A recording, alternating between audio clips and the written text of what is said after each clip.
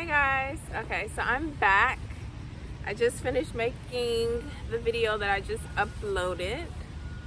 And it's getting dark here at the park and the temperature is dropping, but I want to read a little bit of the course with you all.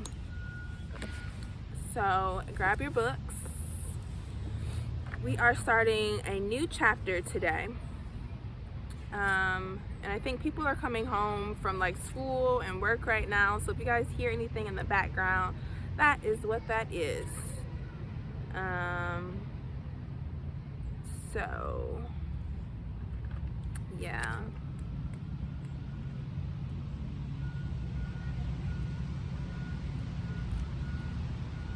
Just jumped onto the page that I have highlighted.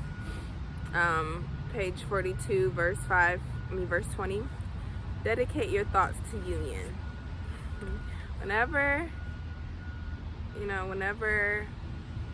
senseless thoughts fill your mind, resentments arise, when worries comes, repeat those thoughts. And so that's a great reminder, because I have invocations that I do at my altar, and that I am implementing throughout my day. And so allowing that to sit in the heart space and really take that in. Dedicate your thoughts to union.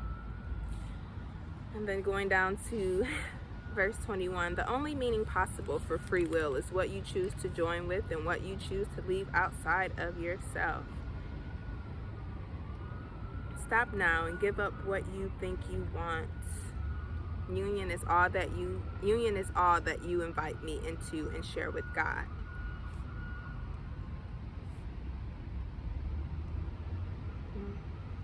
For every joining, every union that you enter into, your real world is increased, and what is left to terrify you decreased.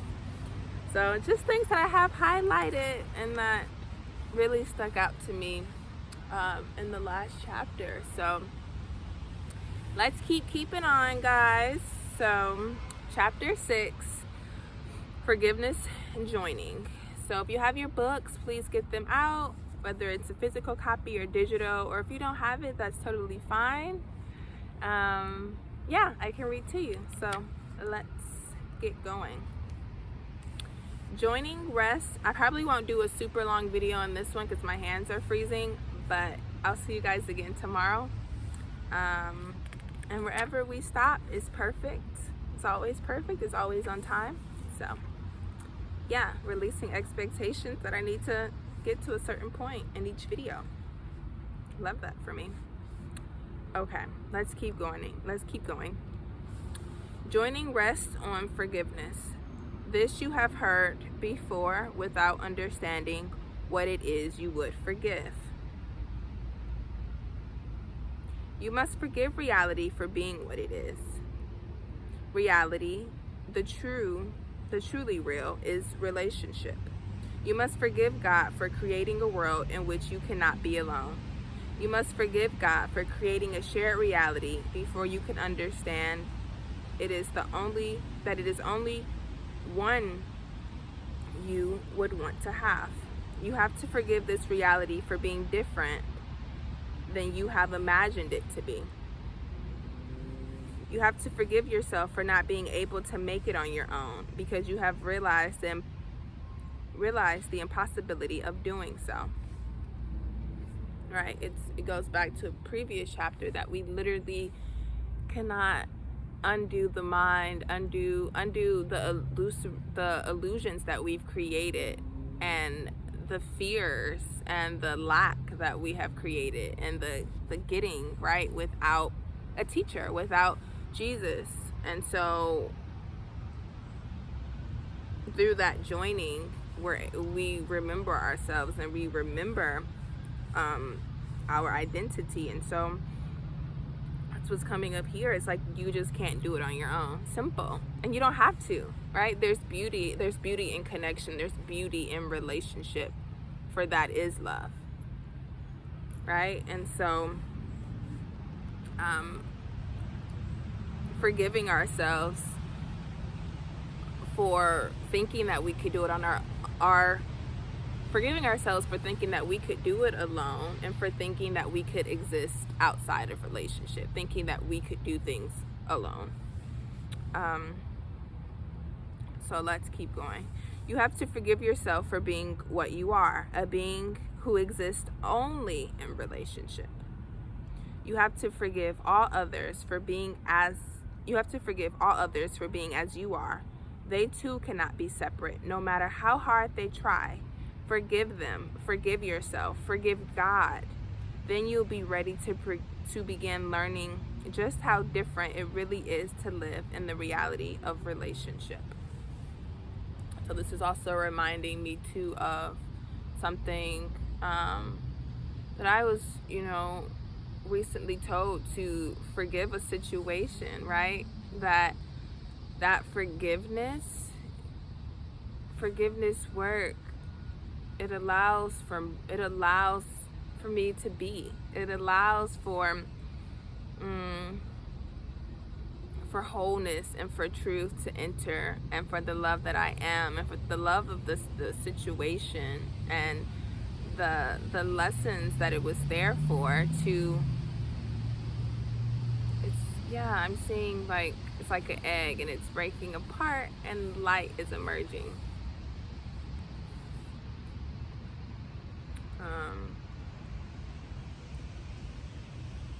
So let's keep going.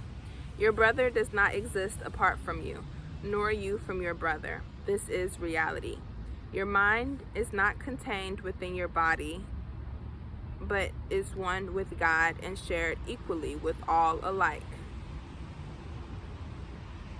This is reality. The heart that is the center of your being is the center of everything that exists. This is reality. None of these things make you less than what you have perceived yourself to be, but they do make it impossible for you to be separate. Right? Just from those definitions, it's saying that there's no way for us to be separate, because first of all, the mind is the mind. The mind is all connected. It's one, and the heart is the center of the universe. It's the center of all of us, right? It's the center of everything that exists, of all of creation. And so just those sentences is showing us that there's no actual way to be separate. It's like it's an illusion. It's not truth. That the ideal that we can be separate. We can perceive ourselves to be and have a false perception, but it doesn't make it true just because we are believing it to be. And it's almost I'm seeing like a dream, like we're caught, like I can't think of the word, but it's almost, I'm seeing like we're sleeping and we're in this dream, but nothing is actually happening, right? Like our true selves, there's nothing that's actually like happening. It's a dream. It's something that we're creating. It's something that we are using. Something that we are creating and using our creative abilities to create in this way, to perceive in that way.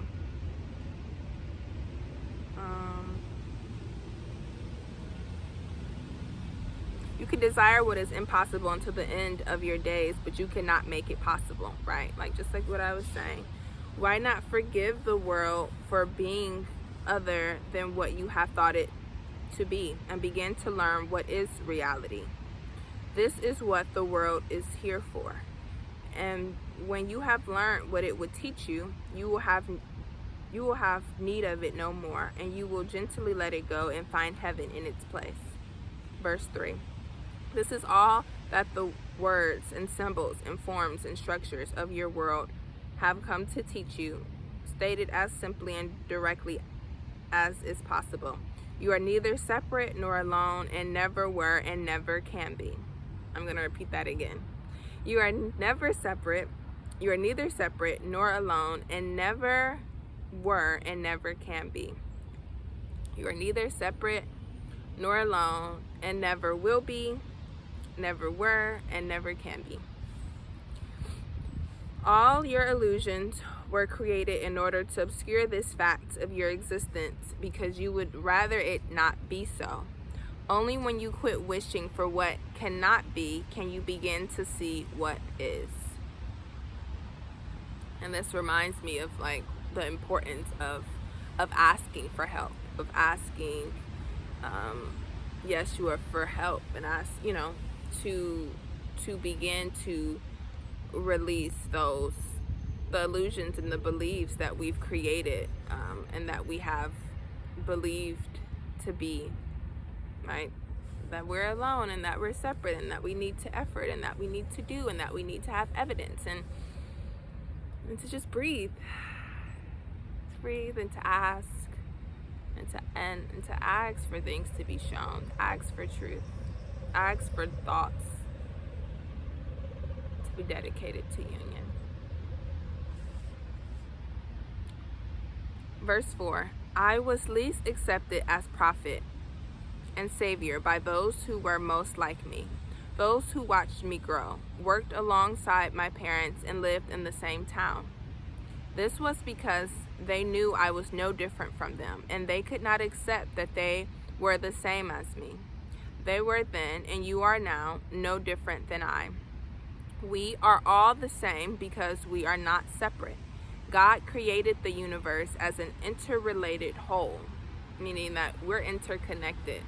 That, when we think there's a sickness and that the body is sick, right? It's like, no, it's something that's different. There's actually something like a core, like it's not treating a symptom, but treating the core, the core, right? And so yeah, that came up when, so it's like when there's a body ailment, going deeper, right? Going deeper and looking at where's the source. And so let's keep going. We are the same because we are not separate. God created the universe as an interrelated whole. That the universe is an interrelated whole is no longer disputed, even by science. What you have made to hide your reality has been, with the help of the Holy Spirit, turned into that which will help you learn what your reality really is. Yet you still refuse to listen and learn. You still prefer things to be other than what they are, and through your preference choose to keep it so. Make a new choice. The choice that your heart yearns to make for you, and that your mind is finding increasingly difficult to deny. When you choose unity over separation, you choose reality over illusion. You end opposition by choosing harmony. You end conflict by choosing peace. Verse 6. All this forgiveness can do for you. Forgiveness of the original error. The choice to believe that you are separate despite the fact that this is not so and cannot ever be. What loving creator would create a universe in which such a thing could be? A thing alone would be a thing created without love. For love creates like itself and is forever one with everything that has been created. And like hits me right in the heart, right here. So I'm going to reread that. A thing alone would be a thing created without love. For love creates like itself and is forever one with everything that has been created. So, it's reminding me of just like how a parent holds their child and they're looking down at them with such, I'm not a parent, but just what's coming to mind, the image that popped into my mind is like a mother holding their child, and just how much love this parent has within themselves, and how much love that they're looking at their child with. And they're like, I'm seeing that our Father, our Creator, has so much reverence, has so much love for who we are, because Spirit created us like itself, right? That we're all love, and that everything is interconnected, and is forever one with Creator and creation and created.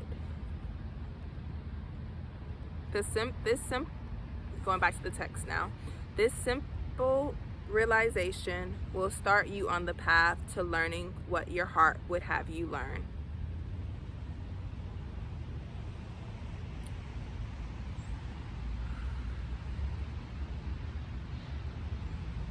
So this is also reminding me of how the ideal of that someone is bad or that someone is evil, right? It's like the beings themselves are innocent, but it is, actions and thoughts,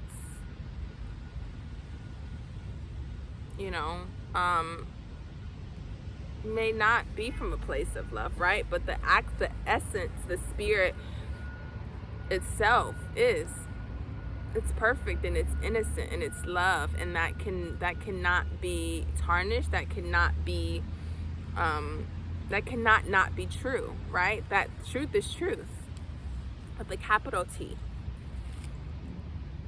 And there's peace that simply washes over us when we forgive, and we forgive the belief that suffering is true. And there's peace that arises and that washes over us as we forgive the belief that suffering can exist, and that we can suffer in truth, like our spirit can suffer in truth, and the belief that we are separate, right? There's peace. There's peace that washes over us.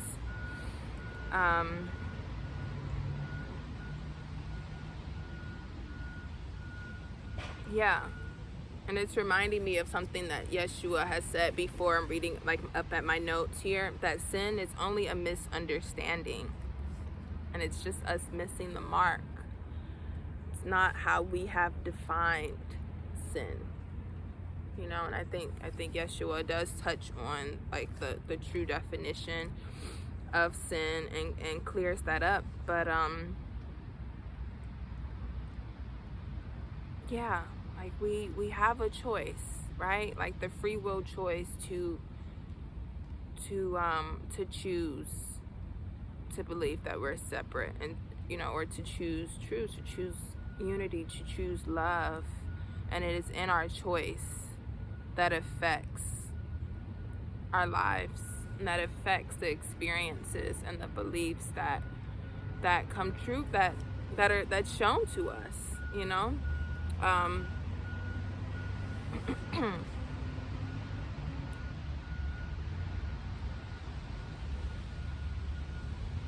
So forgiveness is necessary because of our free will choice. Forgiveness is necessary because we still believe that there's an option to choose a suffering, to choose separation, to choose fear over love.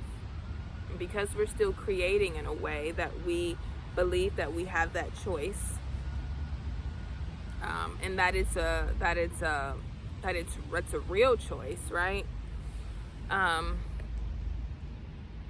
Forgiveness is necessary.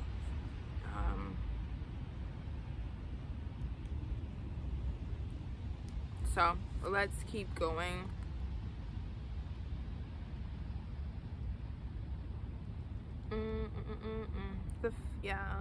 The fact that I'm going to read verse 7, I don't know if I read that already, but it doesn't matter.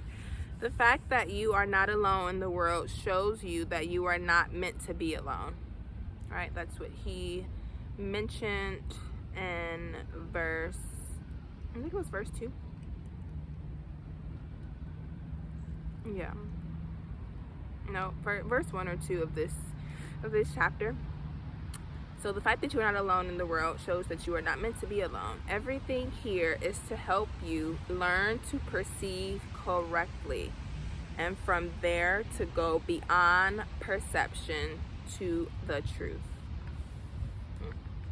So it's reminding me of like each situation, each encounter, each relationship that we enter into. It is bringing to us,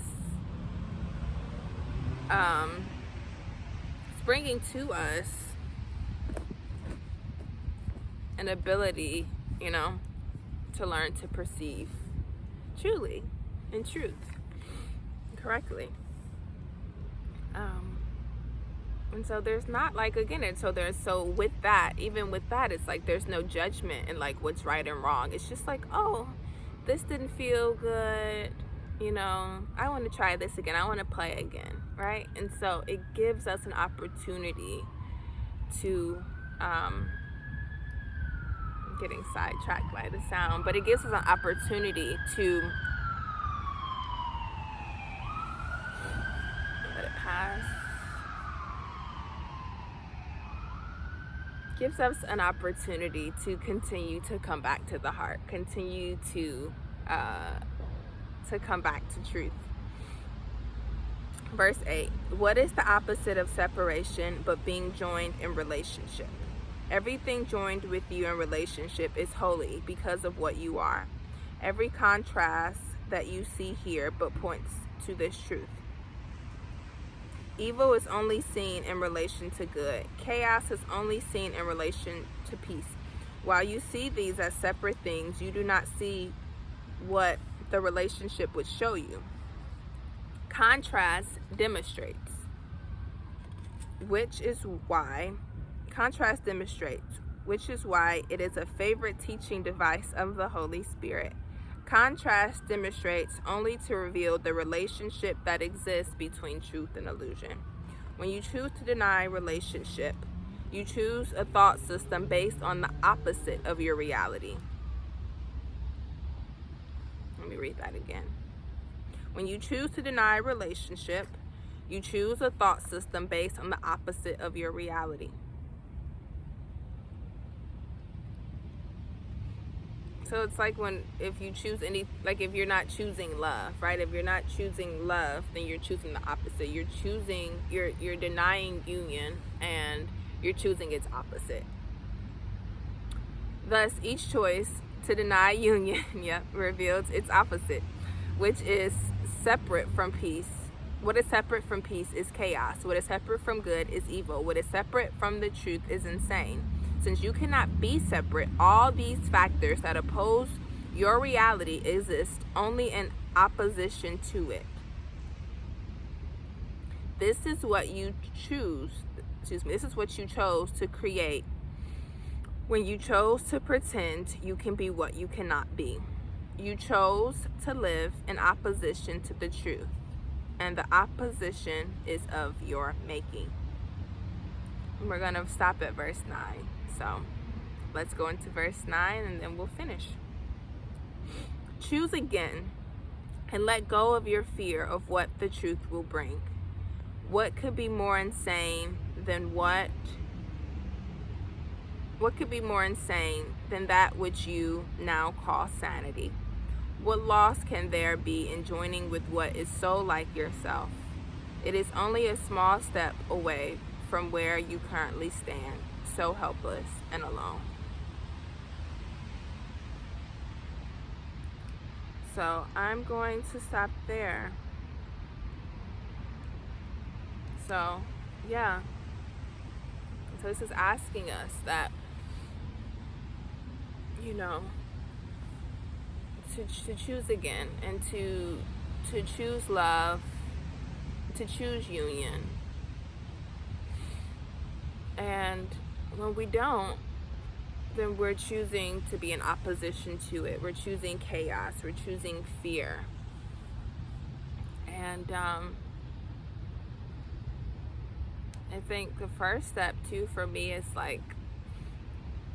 looking at how I'm relating to myself and the words in which I speak to myself and the actions or the lack thereof, my inactions. Yeah, just looking at that. And yeah, it's getting dark now, so I'm gonna go now. Thank you all so much for listening.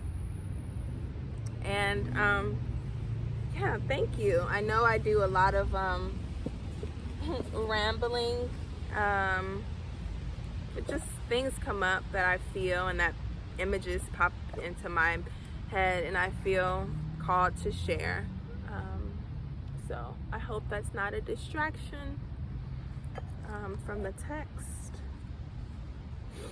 And I just want to end with the sound bowl.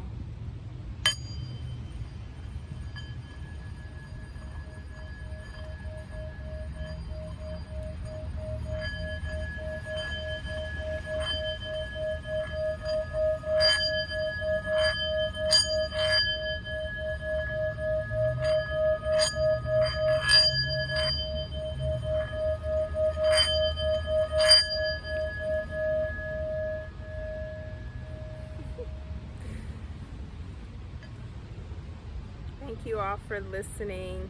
I'll see you all tomorrow. Bye.